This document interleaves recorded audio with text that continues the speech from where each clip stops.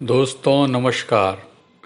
इस वीडियो में तारिक फ़तेह और आरिफ आज़ाकिया विचार विमर्श करते हुए ये व्यक्त कर रहे हैं कि पाकिस्तानी इतने मूर्ख हैं कि जो आक्रांता थे गजनवी, अब्दाली, बाबर, औरंगजेब, उनको अपना आदर्श मानते हैं। इन मूर्खों को ये पता नहीं कि इन पर इन लोगों ने कितना अत्याचार किया है, इनकी माँ बहनों की इज्जत लूटी है और इनको बर्बाद किया है, कत्लेआम किया है। परंतु ये इसी में अपने आप को गर्व महसूस करते हैं और ये बताते हैं कि डेमोक्रेसी को कुचल कर यहाँ की फ़ौज ने इतना आनंद की स्थिति में है कि वो सारी अपनी मनमानी कर रही है। पाकिस्तान किस ओर जा रहा है ये कहा नहीं जा सकता। देखें इस वीडियो को। ये आपका कायदे-आज़म है जिनको चूड़ीदार पैजामा पहनाने के लिए 3 लोग खींचते थे ऊपर, जिसने जिंदगी में नहीं पहनी चूड़ीदार अचकन शेरवानी, उसको डाल दिया। और एंड में आप सोचिए, अपनी पाकिस्तान डिलीवर करने के बाद रिग रोड पे एक एम्बुलेंस जिसका पेट्रोल खत्म हो गया, जिसके आगे पीछे कोई गाड़ी नहीं थी, मर गया। इसको जिन्ना साहब को लियाकत अली खान पता क्या कहते थे? ये बुढ़ा कब मरेगा जियारत के अंदर। लेकिन सर उनको क्या जरूरत थी उस पैसे की? क्योंकि वो तो खुद बहुत बड़े लॉयर थे, बहुत उनकी बड़े लॉयर उस जमाने में मैंने सुना है कि बहुत लंबी फीस होती थी। और फिर पाकिस्तान बनने के 1 साल के बाद उनकी डेथ हो गई। जैसे कि जाहिर उनकी उम्र थी और बीमारी थी, जो भी। ऐसा आदमी क्यों पैसे के पीछे भागेगा? पैसे वाला ही पैसे के पीछे भागता है। आपने कब देखा फकीर भाग रहा है पैसे के पीछे? फकीर कहता है रोटी दे दो। सारे दुनिया के बिलियनियर इस वक्त जो दुनिया में आफत आई हुई है, वो क्या कर रहे हैं? बिलियनियर ही बिलियनियर बनता है। आपके पास अगर 2 करोड़, 10 करोड़, 100 करोड़ आ जाए, मुंह में घी शक्कर आपके, आप जर्नलिज्म छोड़ के पैसे को मल्टीप्लाई करने लग जाएंगी। ये कैपिटलिज्म है।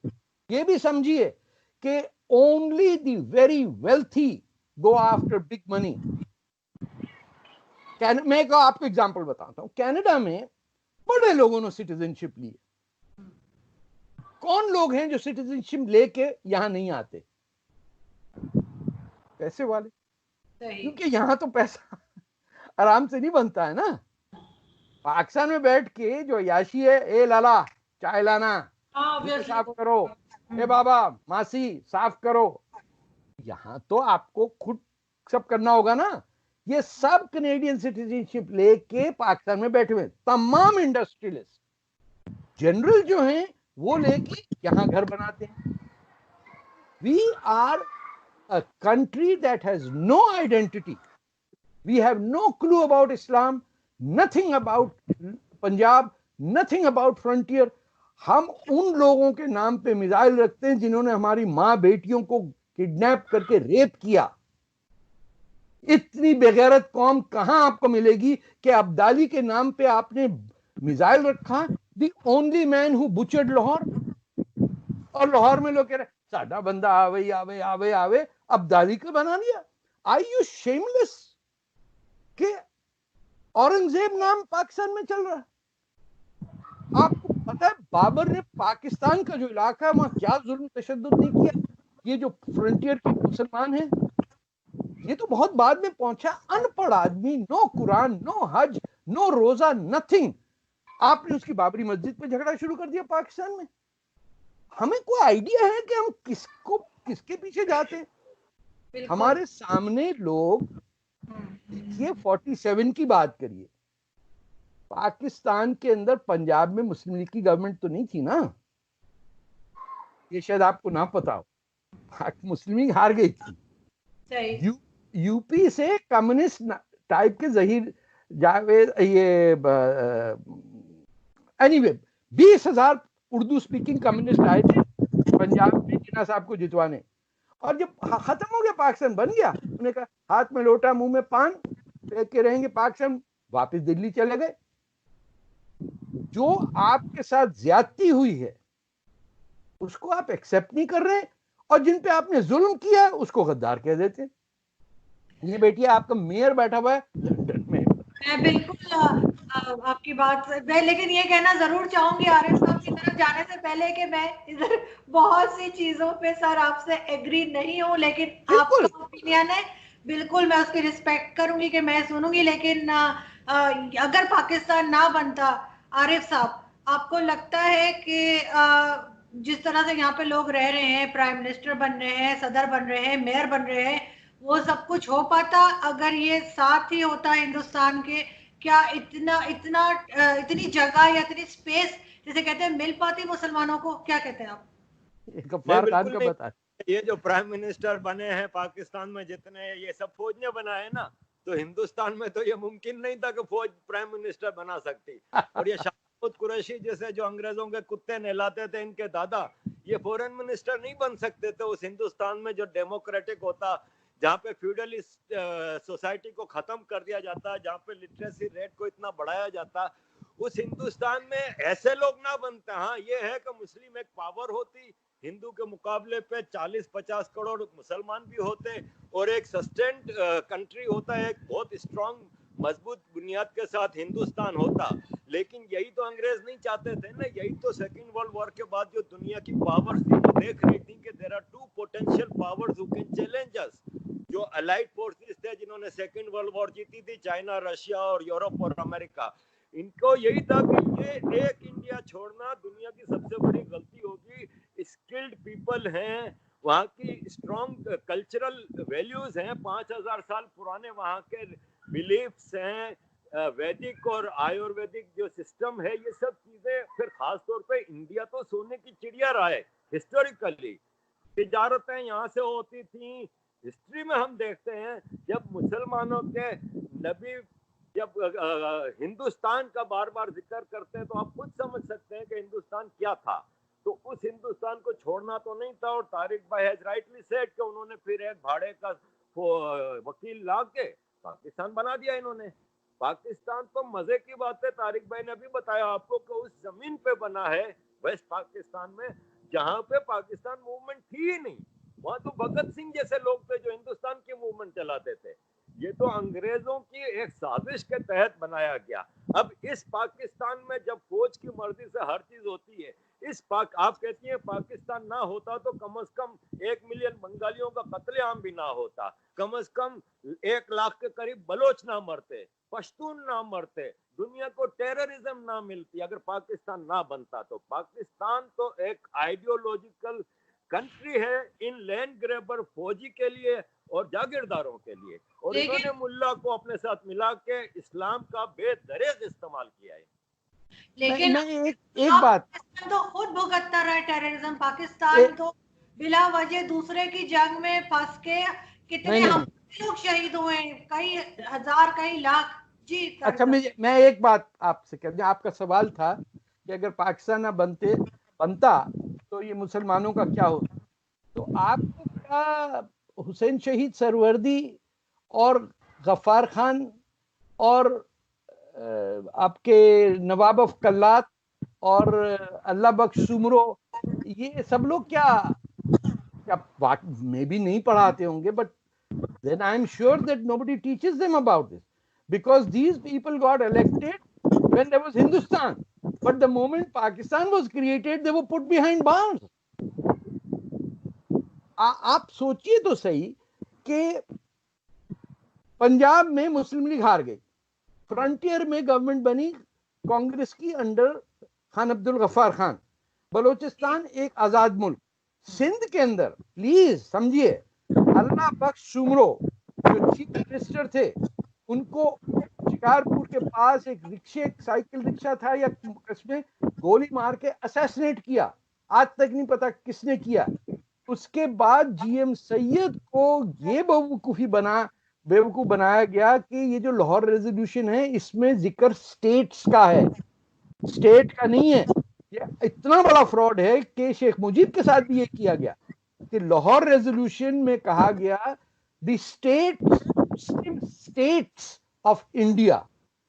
जब शेख मुजीब ने कहा कि ये मुस्लिम स्टेट्स है, भाई ये स्टेट कहां से, बोले नहीं, जो मुस्लिम लीग कन्वेंशन का रेजोल्यूशन था वो बाद में दिल्ली में हमने अमेंड करके एस हटा दिया एंड में, बना ही फ्रॉड पे। बीबी मैं पाकिस्तान के अगेंस्ट नहीं हूं, मैं कह रहा हूं कि एनालिटिकली एक जाली चीज जाली ही रहती है। आप मिलावट कर ले एक दफा दूध में, आप कितना ही दूध उसमें डालिए वो मिलावट ही का दूध होता। आप क्या नहीं साहब, एक सेर दूध में एक डोंगा पानी डाल दिया था, अब इसमें 2 करोड़ गैलन और डाल दो तब भी वो कंटेमिनेटेड रहेगा। इसका बुनियाद सिर्फ ये है, जो तरीका है इसके जिंदा रहने का, it is truth and reconciliation. सबसे पहले आपको सच बोलना आना चाहिए। नंबर 2, मैं कह रहा हूं कि पाकिस्तान रहे जहां है, नंबर 2, उन लोगों से माफी मांगो जिनसे तुमने इस जमीन को की चोरी की। कि 1958 में अयूब खान और जेडे भुट्टो ने मिलके तख्ता उल्टा एक इलेक्टेड गवर्नमेंट का 59 की इलेक्शन को नल एंड वॉइड किया, क्योंकि नेशनल पार्टी जीत रही थी। उन भुट्टो साहब के चाहने वालों को भी मैं कहता हूं, the first dictator in Pakistan with Ayub Khan was Zulfikar Ali Bhutto. भूल गए सब? भुट्टो इतना खूबसूरत था, उसकी बेटी बेतहाशा ज़हीन औरत, Benazir was total opposite of Zulfikar Ali Bhutto. She was smart. और ये इसी मुल्क का सबसे बड़ा प्रॉब्लम है कि जितनी ज़हीन औरतें लोग निकले वो औरतें निकली हैं, चाहे वो कनीस फातिमा को लें या फातिमा जिन्ना को लें या बेनजीर को लें या अपने पिछले प्राइम मिनिस्टर की बेटी जो है आसमा जहां। जिधर आप देखेंगे, बेगम वली खान को आप लीजिए, आप जहां देखेंगे आपको औरतें मिलेंगी, लेकिन उसके पीछे एक मोटा सा गंदा सा आदमी चल रहा होगा, बेटी शाम को घर आ जाना 5 बजे से पहले। अरे तूने 5 बजे के बाद किया क्या है जो बेटियों को कह रहा वापस आ जाए शाम को? 14 साल की बच्चियों की शादियां करा देते, 16 में बच्चे पैदा हो जाते, फिर वो दादियां बन जाती, फिर उनके पास एक सास ला के डाल देते हैं, वो बांधती कपड़े। The best women of Pakistan are washing clothes and cooking food. चाहे जितनी भी आंटी हो, जितनी भी वो चश्मा यूं लगा के किटी पार्टी में जाएं, एंड के अंदर वो घर साफ कर रही हैं। फातिमा जिन्ना, ये तो पूरा धर्म फातिमा का है। मजहब जो है इस्लाम, वो फातिमा और खदीजा के नाम पे है। आपने पकड़ के कैसे कैसे अय्याश किस्म के उमैयदों को, मोहम्मद बिन कासिम को हीरो बनाया। अरे आपने पोर्ट बनाना होता, आप कहते खदीजा पोर्ट करें, फातिमा के नाम पे शहर रखे, आप अयूबिया बना रहे हैं यहाँ पे।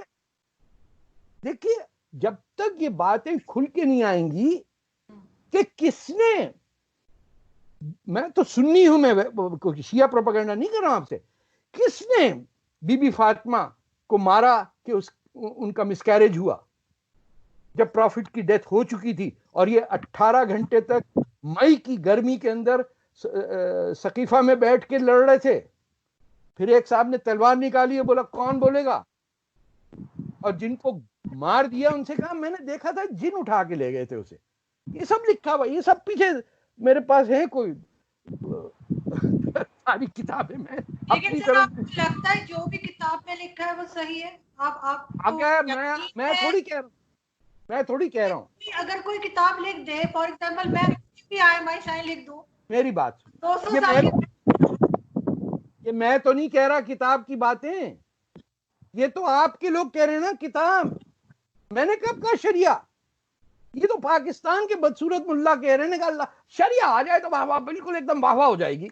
कादियानियों को तो ऐसा काटेंगे हम कि भैया, और शिया यूं दौड़ाएंगे हम हजारा के अंदर। ये कौन कह रहा? हम तो कह रहे हैं किताबें हटाओ, रैशनलिज्म से बात करो। जो किताब की बात कर रहा है वो कमबख्त किताब पढ़ने के लायक ही नहीं है, उसे जिंदगी में कुछ नहीं पढ़ा जो किताब की बात करता। हम जो किताब पढ़ते हैं हमें क्या, अबे काफिर का बच्चा, इसको क्या पता। वो तो सर जब कोई प्रैक्टिकल लाइफ में जाता है तब कुछ और, उसको जिंदगी कुछ और दिखाती है। किताबी उसमें चाहे कोई सी भी किताबों में, ये नहीं कह रही कि किताबें नहीं पढ़नी चाहिए, जरूर पढ़नी चाहिए, लेकिन असल बात होती है जब आप प्रैक्टिकल लाइफ में जाते हैं और बात करते हैं। आरिफ साहब, कराची को आपने शुरू में जब देखा था, उधर से लेके अभी तक आपको कराची में क्या चेंज लगा है? क्योंकि अब कराची उस तरह से मुझे मुझे मॉडर्न सिटी लगता नहीं है जब मैं जाती हूँ, तो बल्कि मैं अवॉइड ही करती हूँ कि मुझे कराची जाना पड़े। आपको आवाज आ रही है? आरिफ साहब आवाज आ रही है? मेरे ख्याल है उनको आवाज नहीं आ रही। मेरा ख्याल अपने ईमेल चेक कर रहे हैं वो। अच्छा, नहीं मैं वो कनेक्शन का कोई प्रॉब्लम है। अच्छा। आरिफ साहब आपको आवाज आ रही है? नहीं, उनके नहीं आ रही। प्रॉब्लम है। क्या मैं आपसे सर, मुझे एक चीज मैं आपको बताती हूँ। पिंडी में जो रावलपिंडी है, वहां पे मेरी मदर की एक फ्रेंड रहती है, और मतलब बचपन की उनकी एक फ्रेंड रहती है। तो मैं जब छोटी थी तब भी उनके घर वो मुझे कभी कभार ले जाती थी, तो मैं गई तो मुझे उनका घर बड़ा अजीब सा लगा ना। नीचे हॉल सा है और फिर और तरह के जैसे घर होते हैं, उससे कुछ मुझे डिफरेंट लगा। तो मैंने जब मैं वापस आई तो मैंने अपनी मदर से कहा कि इनका घर अजीब से डिजाइन का क्यों है ना। तो अच्छा। उन्होंने मुझे बताया कि ये गुरुद्वारा है और ये गुरुद्वारे में रहती हैं। तो उस वक्त तो खैर मुझे इतनी समझ नहीं थी कि मैं उस बात को समझ पाती। अब मैं सोचती हूँ कि गुरुद्वारा, चर्च, मस्जिद, वहां पे कोई फैमिली कैसे रह सकती है। तो वो कब्जा किया है। तो सर ये क्या चीज होती है कि गुरुद्वारे को जो है, नहीं तो वो किसी के अंडर है ना, किसी डिपार्टमेंट के अंदर होते हैं ये नहीं, गुरुद्वारे, ऐसे डिपार्टमेंट में कोई नहीं होता। अलग देखिए से मैं नहीं ले इसकी सकता। हिस्ट्री बता देता हूँ जी आपको। जी प्रॉफिट, ये जो आपने कहा ना किताबों में क्या लिखा होता है, हम तो उसी पे जा सकते हैं ना। तारीख की बात कर रहे हैं ना हम, ये नहीं कह रहे कि कौन सी सही है कौन सी गलत है। मैं कह रहा हूँ पढ़ तो लो कुछ। सही, बिल्कुल सही। 1800 पेजेस की जो है लाइफ ऑफ मोहम्मद, जो इब्ने हिशाम की लिखी हुई है, ये तबारी की तारीख की है, 25 वॉल्यूम की है। अरे पहले पढ़ोगे फिर तनकीद करोगे ना, फिर बहस कर सकते हैं ना। जिसने पढ़ा ही नहीं है उससे क्या बात करें हम। देखिए प्रॉफिट के जमाने तक, उनकी डेथ तक, आपको कोई मिसाल ऐसी नहीं मिलती है कि कहीं फौज भेज के उस पर कॉन्कर किया जाए। आप प्रॉफिट मोहम्मद की डेथ के 1 साल बाद आप जंग अनाउंस करते हैं जिसमें 20-30 हजार मुसलमान सहाबा की मौत हो जाती है, जिसको वॉर ऑफ अपोस्टेसी कहते हैं, पहली जंग। ये यानी ये खुद वो लगा देना कि ये काफिर हो गया, ये मुसलमान है। वो ज़कात नहीं देते थे लोग जो नजद वगैरह के थे, इनको कहते थे हमें क्या पता कहां से आ गया नया खलीफा। दे वो किल्ड। आप मुझे बताइए, मस्जिद है, चर्च था दमेस्कस में जिसे सेंट जॉन्स चर्च कहते हैं, उस पे जाके हमने क्या किया। उसको आज उमैयद मॉस्क कहलाई जाती है दमेस्कस में। एक चर्च पे कब्जा करके उसे, और ये किसकी फॉलो करने वाले, प्रॉफिट मोहम्मद के, जिन्होंने कहा कि दूसरी की मस्जिदें, प्रेयर हॉल्स को मत डिस्टर्ब करो। मक्का पे भी जब कब्जा हुआ, it was totally, hardly anyone was killed in that take over. आप तुर्की का देखिए, हाजिया सोफिया, ईस्टर्न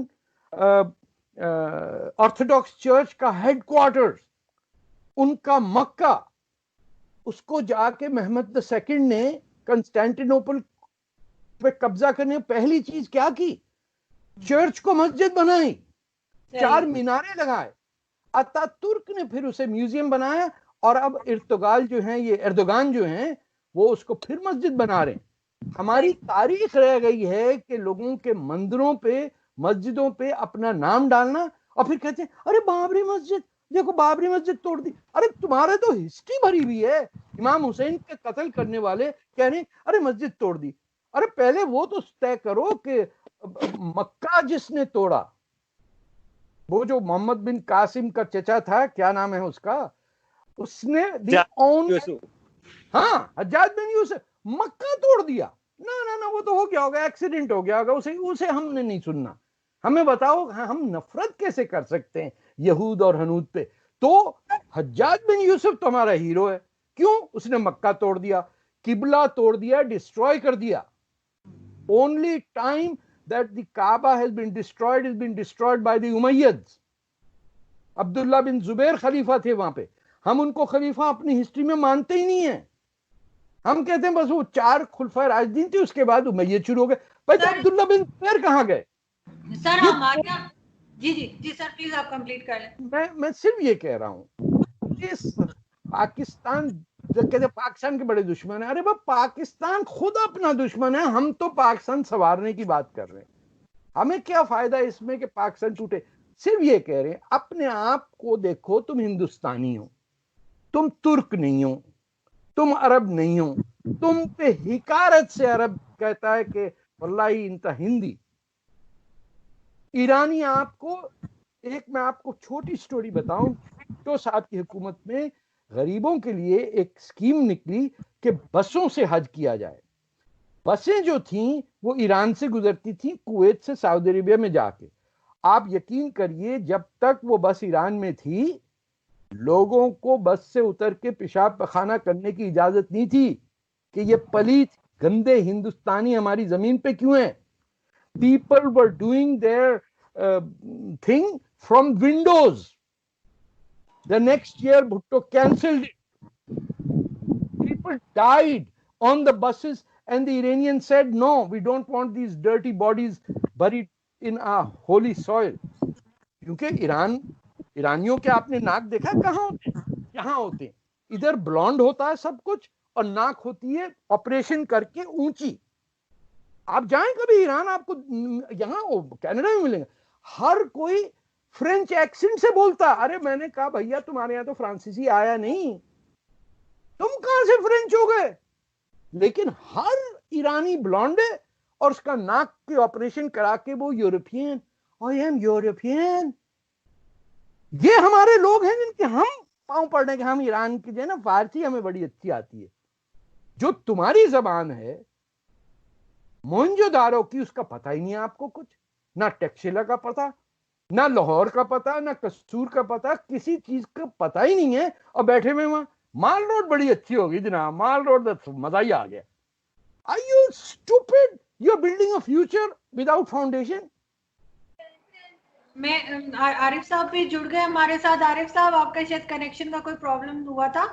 मैं आपसे पूछना चाह रही थी कि अभी जैसे आपने बात सुनी है तारिक फतेह साहब की, तो मुझे एक चीज ये भी बताइए कि शुरू से आपने कराची को देखा है, तो आपने क्या देखा है कि पहले कराची काफी बेहतर था इससे, और अब आते आते आपको लग रहा है कि वहां पे बिजनेस करना मुश्किल है, या वहां पे क्या फर्क देखते हैं आप पहले के कराची में और अभी के कराची में? देखिए जी, 47 का कराची तो बड़ा पीसफुल कराची था और बहुत ही डाइवर्स कराची था। लेकिन 47 के बाद तो इसकी डेमोग्राफी चेंज कर दी गई, और कराची पहले कैपिटल तो कैपिटल नहीं था, तो भी फौज ने इसकी अपनी अमलदारी रखी है। जैसे 91 से कराची में हाजिर सर्विस जनरल की क़यादत में रेंजर्स क्या कर रही है वहां पे?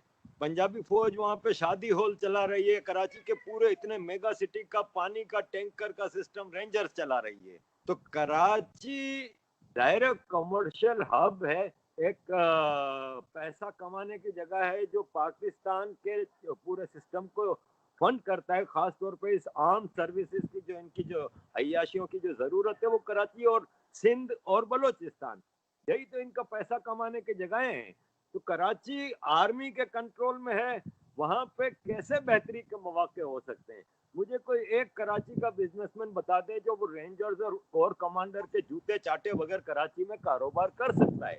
ऐसी वीडियोस आपको वायरल मिलेंगी जो कराची की गली गली में ये शोर है कि हर मार्केट से भत्ता जाता है रेंजर्स को। तो कराची को कभी आपने सिविलियंस के हवाले तो दिया नहीं। कराची पे रूल सिर्फ वही कर सकता है जो आर्मी की मर्जी, ताईद और आर्मी को हिस्सा पहुंचा दे, वही कर सकता है। कराची में एमक्यूएम भी सिर्फ उस वक्त तक रूल कर सकी है जब तक वो आर्मी की सपोर्ट में रैलियां निकालती रही है, वरना जब भी आर्मी की या किसी की रॉन्ग डूइंग की बात आती थी तो वो एमक्यूएम पे भी ऑपरेशन आते थे। तो ऑब्वियसली कराची को कराची वालों के हवाले कभी किया नहीं किया, सिर्फ अपने एजेंटों के जरिए किया गया, जो हैपन्स टू बी मुहाजिर हो या सिंधी हो या कुछ हो। आज भी आप देखें कि 72 साल से सिंध में हमेशा सिंधी चीफ मिनिस्टर रहा। तो सिंध के जो हालत, जितनी भी पॉपुलेशन है, चाहे वो कराची के मुहाजिर है या सिंध के अंदरून सिंध के सिंधी है या कराची के सिंधी हैं, उन सब की हालत जार की जिम्मेदार अगर पंजाबी फौज है तो ये जागीरदार सिंधी भी हैं जो पंजाब के साथ मिलकर इस सूबे का, इस शहर का सत्यानाश कर रहे हैं। तो ऑब्वियसली कराची को आप 47 से तो कंपेयर कर नहीं सकते। जिस कराची में ट्राम चलती थी, जिस कराची में बंदर रोड, जिसको अब एमएजी रोड कहते हैं, उस बंदर रोड पे पानी से रोड धोई जाती थी, जिस कराची में डबल डेकर बसें चलती थी, वो कराची नहीं है। वो कराची पाकिस्तान की आर्मी की साजिशों का शिकार हो चुका है। रही सही कतर आपके जियाउल हक में वहां पे जो अफगान वार के बाद कराची की डेमोग्राफी चेंज की, जिसमें ड्रग्स और आर्म्स को इस हद तक कर दिया। अब लोग कहते हैं कराची में हर आदमी के पास हथियार है। अबे कराची थोड़ी हथियार बनाता है। 1000 चौकियों से गुजर के, आर्मी की चौकियों से गुजर के इलाका गैर से जब कराची हथियार पहुंच जाता है तो कौन पहुंचा रहा है? आपको कराची में बंदूक चाहिए तो आसान हल है कि किसी वर्दी वाले से कांटेक्ट करो, सारे धंधे वो करते हैं। तो कराची तो बदकिस्मती से एक मकबूजा शहर है।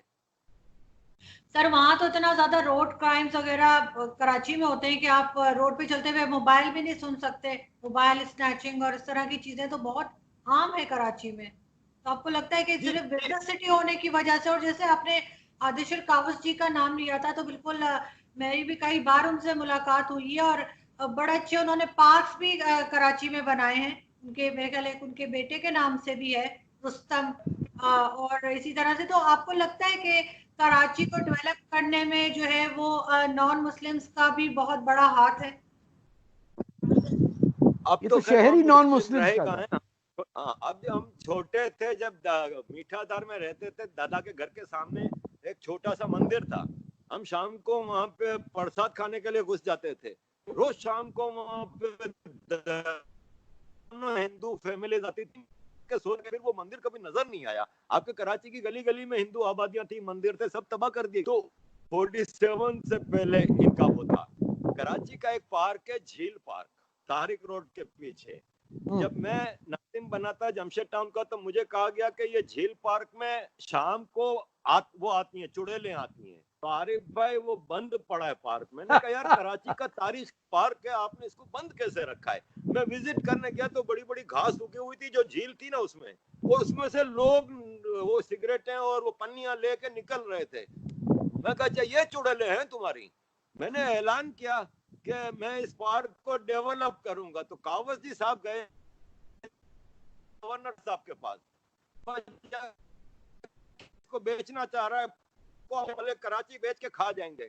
तो मैं कावस जी साहब से मिला था। मैंने कहा सर मैं नहीं बेचना चाह रहा, मुझे तो ऑफरें आ रही हैं कि ये पार्क हमें दे दो, हम इसको डेवलप करेंगे, तुम्हें इतने करोड़ दे देंगे। मैं नहीं बेच रहा, मैं गवर्नमेंट के खर्चे से इस पार्क को डेवलप करना चाहता हूँ। और बाद में डेवलप हुआ, आपने देखा है झील पार्क अब। जी जी, मैं एक बार गई थी। पार्क तो इंक्रोच था, ये चारों तरफ घर है, उन्होंने इंक्रोच कर लिए थे। तो ये है जी कराची। कराची को तबाह करने में सिर्फ मुसलमानों का हाथ है, बनाने में कितना हाथ है इसमें मैं नहीं। मुझे याद है सर, कराची में जहाँ पे मेरे मेरे दादा वगैरह दादा दादी उनका घर था, उस बिल्डिंग का नाम भी जो था उस वक्त तक तुलसीदास ही था। अब पता नहीं अरे कुछ और बिल्डिंग बोल्टन मार्केट के पास मशहूर है, बिल्डिंग बोल्टन मार्केट के पास लक्ष्मी मशहूर है। थी। उसको नए नाम से नहीं। तारिक फतेह साहब, जैसे हमारे यहाँ एक बात होती है अक्सर, कहते हैं जी शिया सुन्नी झगड़ा बड़ा, सुन्नी जो है उनका बताया जाता है कि शिया से बड़े नाराज रहते हैं, पसंद नहीं करते।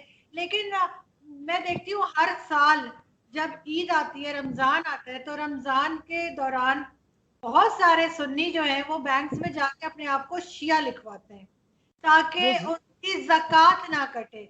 जी तो जी जी, ये चीज मुझे समझ नहीं आती कि अगर आप किसी को इतना नापसंद करते हैं तो जाके ये क्यों लिखवाते हैं कि जी हम शिया हैं? असल में हमारी पाकिस्तानियों की ईमानदारी जो है, आपको पता है दुनिया भर में इसकी चर्चा रहती है। टोक्यो के अंदर आप जाइए तो लोग वाह वाह करते हैं, और रूस में तो एक टावर बन रहा है dedicated to the truthfulness of Pakistani. और दुनिया में आप क्या बताएं, यूनिवर्सिटी में पोस्ट ग्रेजुएट स्टडी चल रही हैं, वाया पाकिस्तानी सो ऑनेस्ट। तो मैं क्या आपको जवाब दूं? अरे यहाँ पे यूरोप में पंजाबी पाकिस्तानी अज़ाइलम लेते हैं कादियानी बन के। हाँ। फिर जब अज़ाइलम मिल जाती है, सेटल हो जाते हैं, तो कादियानियों के खिलाफ फतवे दे रहे होते हैं। मैं आपसे ये बताऊं कि देखिए इशू शिया सुन्नी का जो है, ये भी झूठ में इतना उलझा हुआ है कि ना शिया ना सुन्नी की हिम्मत है वो सच बोल सके। जो सुन्नी उलेमा हैं, जो अरब हैं या स्कॉलर्स हैं मुस्लिम ब्रदरहुड के, वो शिया को यहूदी कहते हैं। ईरान की एंटी इजराइल पॉलिसी के बिहाइंड जो साइकोलॉजिकल इशू है कि वो अपने ऊपर सदियों का जो इल्जाम है कि ये एक जूइश कंस्पिरेसी है इनसाइड इस्लाम, क्योंकि शिया अली जो वर्ड है वो एक ऐसे मुसलमान के मुंह से है जो यहूदियों से मुसलमान हुआ।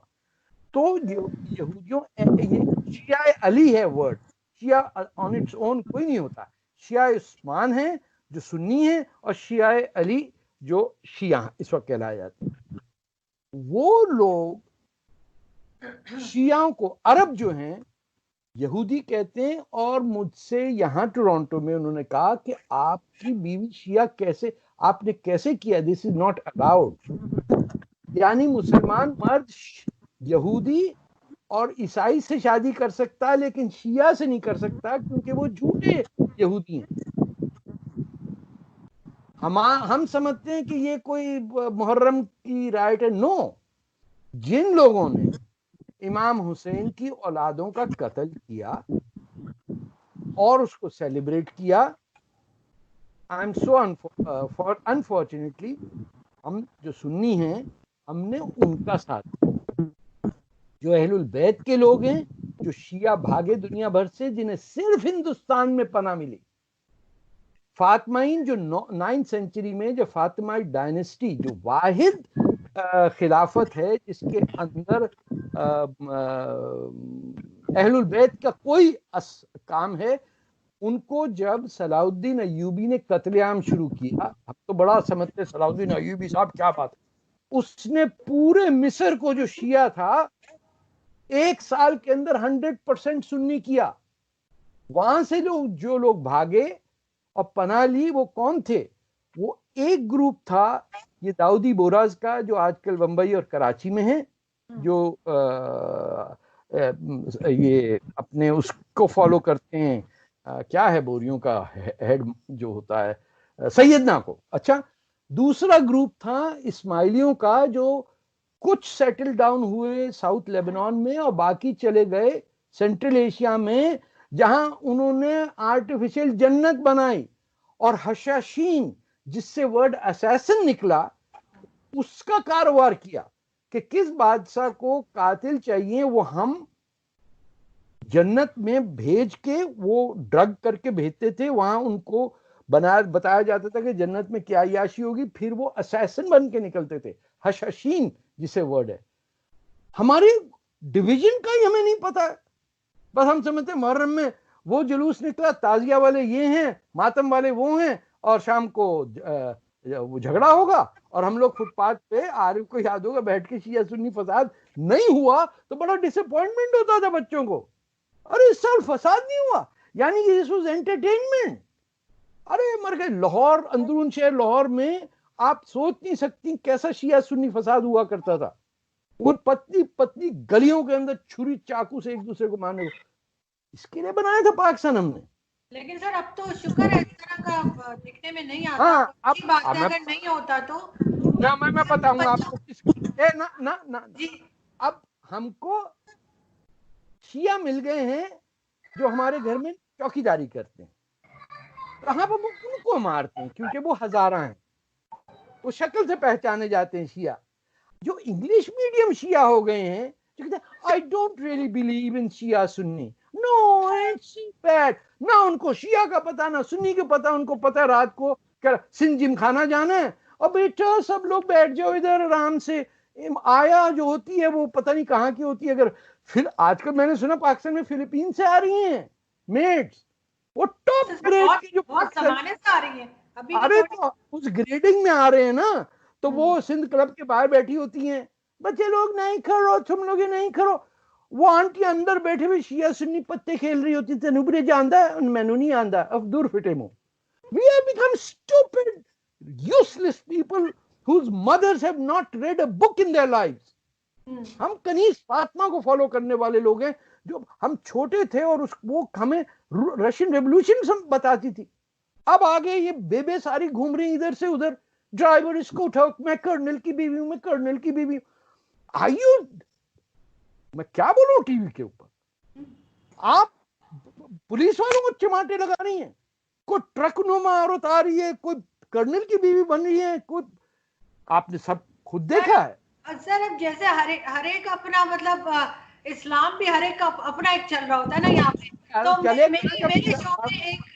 मेरे शो में सर एक कुरान पढ़ा, जब आप कुरान ही नहीं पढ़ा अपनी जिंदगी में। नहीं, मैंने इंग्लिश ट्रांसलेशन पढ़ी है। सर मेरे शो में क्या है, सर जो रिलीजियस पार्टीज के आपने शायद नाम सुना होगा, मौलाना फजलुर रहमान, उनके पार्टी के एक साहब आए, तो बड़ा वो अपना इस्लाम चला रहे थे।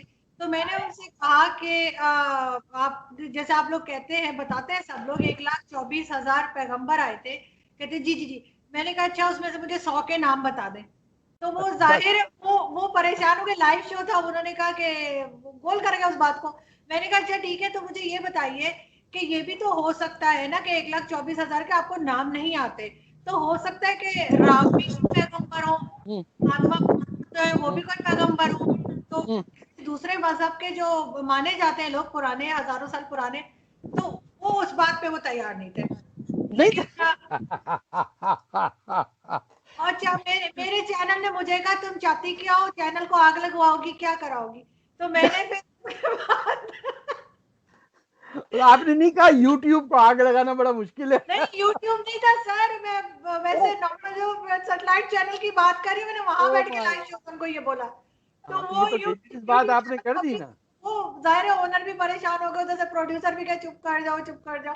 तो वो उसके बड़े सख्त वो नाराज हुए। फिर मैंने उनसे कहा अच्छा बताइए, जन्नत के जो नक्शा आप बताते हैं कि वो सारे वो खाने जो अरब में खाए जाते हैं ना, शहद और मेवे और फ्रूट, मुझे तो मुझे कुछ भी पसंद नहीं है, मुझे तो निहारी क्यों नहीं मिलती पिज़्ज़ा, मैं क्या करूंगी? फिर जितनी आपने चीजें बताई हैं जो मतलब ऐश आराम सारे मर्दों के लिए, औरतें क्या करेंगी?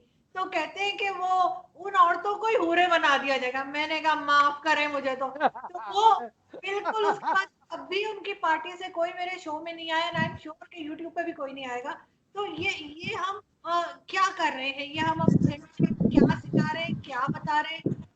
देखिए मैं आपको एक बड़ी इंटरेस्टिंग बात बताऊं कि इनके वालिद मुफ्ती महमूद को मैं बड़ी अच्छी तरह जानता था। मैं एक किस्सा आपको बताऊं कि 1970 का जब इलेक्शन हुआ, तो मैं 77 का जो इलेक्शन था, तो मैं पीटीवी में था रिपोर्टर। इनके साथ मैं बलूचिस्तान का दौरा कर रहा था। He is the only politician, Mufti Mahmood, जिसका ये नहीं होता था कि रात को ठहरेंगे कहाँ। He would go straight to a mosque और वहां लेट के सो जाते थे। ये जो थे ना बाबू लोग, हम लोग शहर से टीवी वाले, वो कहते क्या करें? बोले आप लोग भी इधर ही सो जाओ ना, तकिया वकिया देख। He was such a down to earth progressive politician, आपको मैं बता नहीं सकता हूँ। मुफ्ती महमूद की मैं बात कर रहा हूँ, बेटों की नहीं मुझे पता। लेकिन वो हमारे एनएसएफ के कन्वेंशन, मुझे याद है 1967-68 में he chaired the convention of the NSF, जिस पे इल्जाम था कि वो कम्युनिस्ट पार्टी के कनेक्टेड लोगों का है। ही वॉज कंफर्टेबल, हमसे गप लगाते थे, बात करते थे। उस जमाने में ये कसूरी साहब थे, महमूद अली कसूरी, जो बर्ट्रैंड रसेल की वियतनाम कमीशन में ही वॉज अ मेंबर।